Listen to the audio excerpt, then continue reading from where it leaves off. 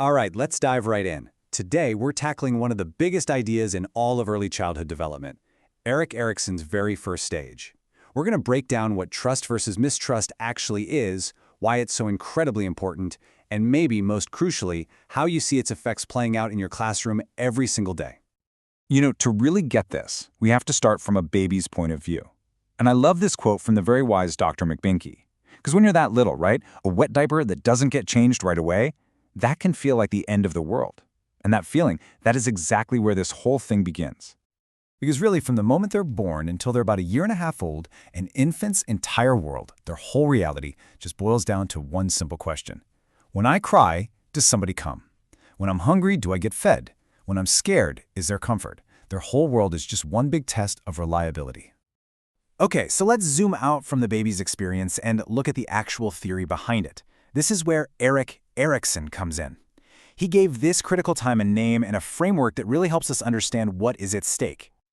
See, Erikson believed our lives are made up of a series of these psychosocial stages. Each one has its own unique conflict, kind of like a fork in the road. And the path we take, well, that shapes who we become. And this very first one, it's arguably the most important of them all. So, at the heart of this first stage is the battle between trust and mistrust.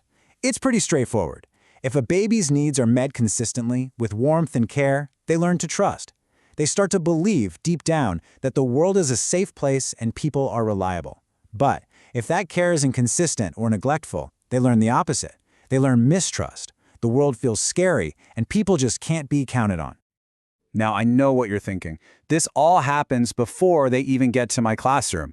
And you're absolutely right. You don't see this stage happening, but you live with its legacy. The echoes of that first year show up in your preschool every single day. Just look at this timeline. Trust versus mistrust is the absolute bedrock. It's the foundation that everything else is built on.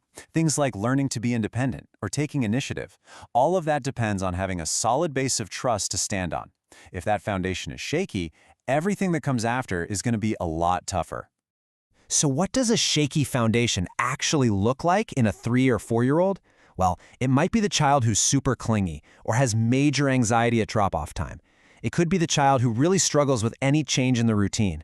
Or, and this is a big one, it might be the child who is constantly testing your boundaries.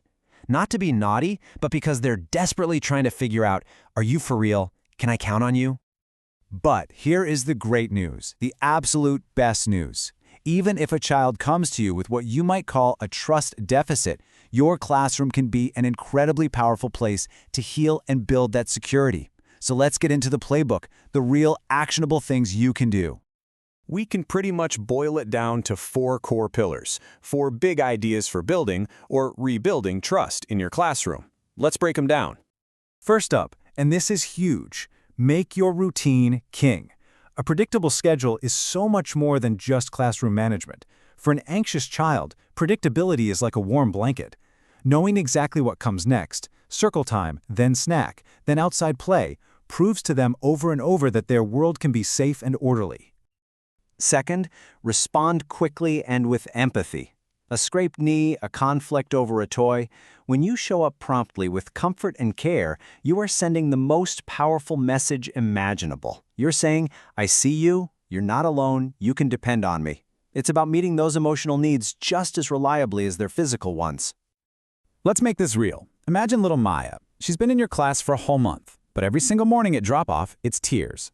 This isn't just about missing her mom. She's checking her trust meter.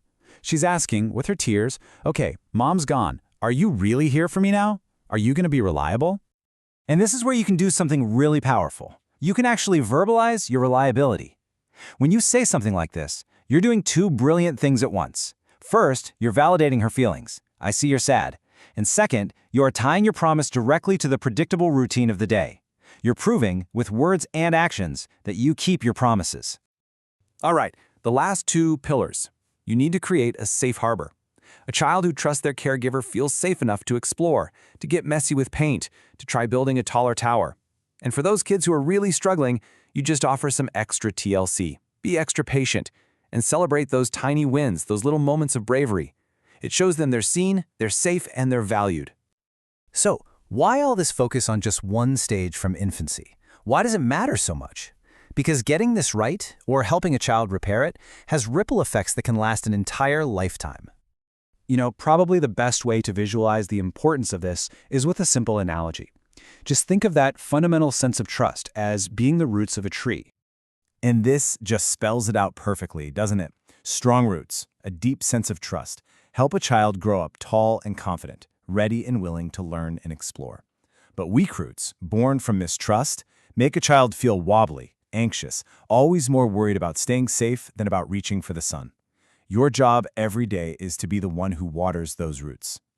So in the end, the work you do is so much bigger than just teaching the ABCs. Every time you stick to the routine, every comforting hug you give, every single promise you keep, you are actively building a child's belief about the entire world. You are telling them, you are safe here, you can trust me. So, the only question left is, how are you going to water those roots today?